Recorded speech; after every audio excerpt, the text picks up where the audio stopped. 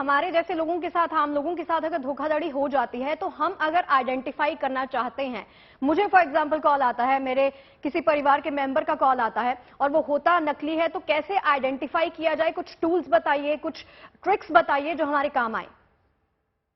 Ma'am देखिए, इसके अंदर ना कुछ ऐसी एप्लीकेशंस हैं, अगर आप उनको लगा लेते हैं हम्म। और वो क्या करता है, आपका पूरा फेस को स्कैन मारता है, पूरे नोज के उसको स्कैन मारता है, सब चीजों को स्कैन मारने के बाद, इन चीजों को स्कैन मारने के बाद वो आपको बताता है कि अगर उसको थोड़ा सा भी इसके अंदर लगता है कि ये चीज रियल नहीं है, तो वो इस चीज को बिल्कुल क्लियर बताता है कि ना ये 100% मैच हो रहा है। इस टाइप की एक वेबसाइट भी है, deepswap.ai। अच्छा।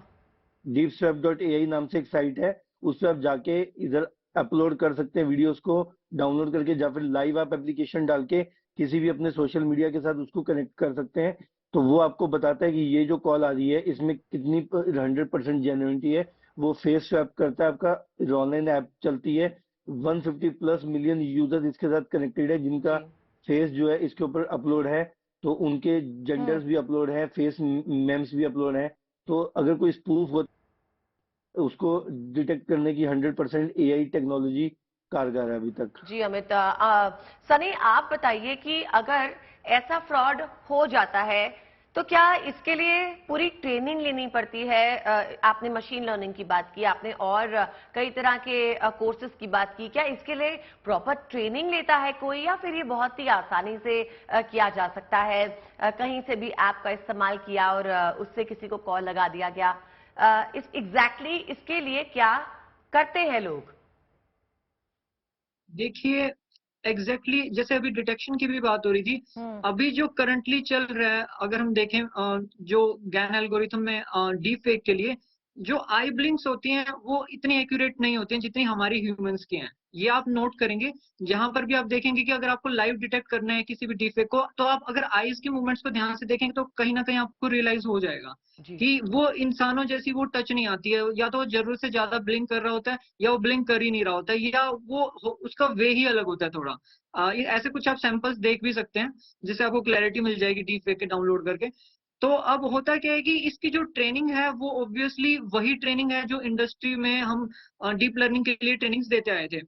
अब हो गया क्या है कि जो स्कैमर्स हैं वो हम्म। स्कैमर्स ट्रेनिंग नहीं लेते हैं, वो सिर्फ कुछ एप्स डालते हैं जो जिसमें ऑलरेडी ट्रेंड मॉडल्स हैं ह्यूमंस का फेक क्रिएट करने के लिए। उन एप्स पे ऑलरेडी ट्रेंड है, वो सिर्फ कुछ लोगों की इमेजेस देते हैं।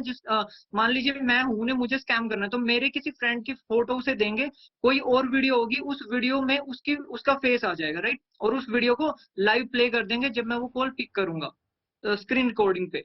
तो ये वो करते हैं, और इसके लिए उन्हें कुछ ज्यादा ट्रेनिंग की जरूरत है, उन्हें बस कुछ एप्स की नॉलेज की जरूरत है, हम्म। जो मतलब स्कैमर्स कर रहे हैं उनके पॉइंट जी। ऑफ व्यू से। लेकिन जो वो एप्स बना रहे हैं, जो मॉडल्स ट्रेन कर रहे हैं, ऑब्वियसली उनको काफी इंडस्ट्रियल ट्रेनिंग लेनी पड़ती है। अच्छा चलिए। सनी, एक बात और इम्पोर्टेंट है कि जब हम अपना किसी भी ऐप को डाउनलोड करते हैं उसमें हमसे परमिशंस मांगी जाती हैं कि आपके कॉल लॉग्स जो है देख पाएगा या आपके मैसेजेस रीड कर पाएगा। क्या ऐसी एप्स को परमिशन देनी चाहिए, चाहे वो ऐप कितनी भी ऑथेंटिक हो? क्योंकि एक्चुअली में डेटा तो वहीं से लीक होता है।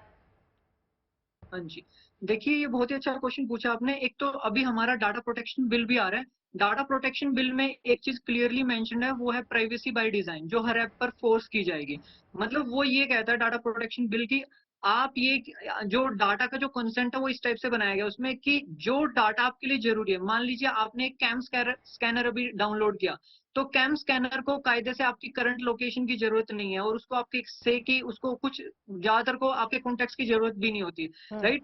तो ऐसे बहुत सारे लोग परमिशन होते हैं जो वो जस्टिफाई नहीं कर सकते किसी भी तरीके से, तो वो ना ले, वो आपके कंटेक्ट्स ना ले। ये आप लोन एप्स देख रहे हैं, कायदे से लोन एप्स को आपका सिविल स्कोर लेना चाहिए, दूसरे स्कोर्स लेना चाहिए, लेकिन ये आपके कंटेक्ट्स ले लेते हैं, या आपकी इमेजेस तक ले लेते हैं, पूरी गैलरी ले लेते हैं, फिर बाद में लोगों को ब्लैकमेल करते हैं। तो इन चीजों के अगेंस्ट डाटा प्रोटेक्शन बिल बनाया गया। और हाँ, बात आई परमिशन की, ऑब्वियसली जब भी कोई भी ऐप हमसे कुछ भी परमिशन मांगता है, हमें उसे वो परमिशन नहीं देनी होती बिल्कुल भी, अगर हमें लगता है कि इसका ये काम नहीं है इस ऐप का। और जी। फिर अगर वही बात आ जाती है, कुछ ऐप्स के साथ दिक्कत होती है कि वो वर्क ही नहीं करेंगे अगर उन्हें आप वो पार्टिकुलर परमिशन नहीं दोगे, जी। तो आप वो ऐप रहने ही दीजिए, कोई अल्टरनेटिव ऐप ढूंढ लीजिए। फ्यूचर में जब डाटा प्रोटेक्शन बिल लागू हो जाएगा तो होगा क्या कि जो ये ऐप है जो आपको फोर्स कर रहे हैं पार्टिकुलर परमिशंस के लिए, जो उन्हें नहीं लेनी चाहिए अपने डाटा प्रोसेसिंग के लिए, अपनी सर्विसेज के लिए, वो इस टाइप के ऐप प्रोबेबली हमें देखने को नहीं मिलने चाहिए एज जी पर द लॉ। चलिए